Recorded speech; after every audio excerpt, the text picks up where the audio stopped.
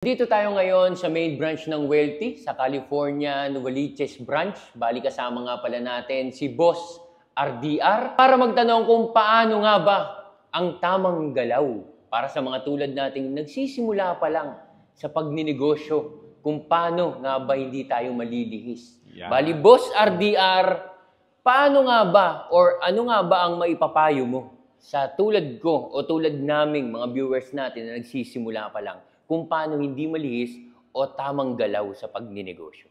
Okay, sige. Para dun sa mga nag-i-start magnegosyo, number one na kailangan ninyong investan talaga is your education for entrepreneurship. No? Kasi, saan mag-e-enroll nun? Hindi ini-enroll yun. Dapat sumama ka sa mga taong matagal na sa pagninegosyo, umattend ka ng mga seminar na tungkol sa pagninegosyo, umattend ka ng mga workshop or mga mastermind session tungkol sa pagninegosyo. Kasi, ganito yan. Marami tayong matututunan sa eskwelahan at naituturo din naman yan. Pero karamihan kasi ng mga taong pumasok sa pagninegosyo, hindi naman pagninegosyo yung inaral nila.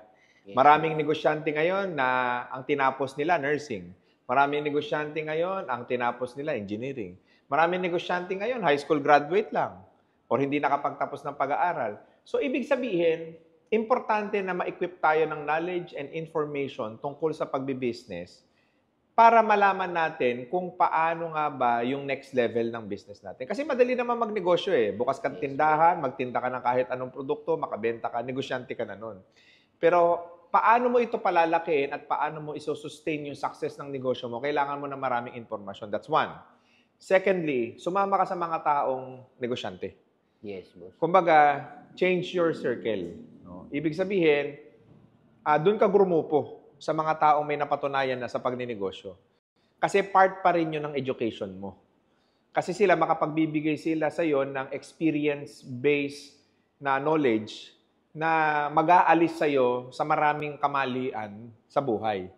Kasi, siyempre, bilang nag-uumpisa, prone ka sa trial and error. Yes, boss. Ganun diba? So, para makaiwas tayo sa trial and error, kaya nga marami nagsasabi, diba, experience is the best teacher. Yes, boss. Pero, hindi totoo yun.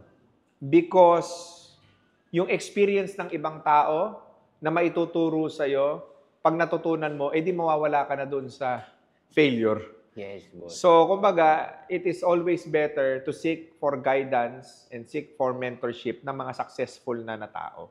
So, yun mapapayo ko sa mga startup. Humanap kayo ng mga tao, grupo ng mga tao na makakatulong sa inyo, mga business owners. Available naman yan sa social media. Maraming salamat. Sana lahat ng mga manonood natin maraming natutunan. Yun. Thank you so much. Follow kayo kay Bandam. Okay? Hey, Boss Idol ko to. RDR din.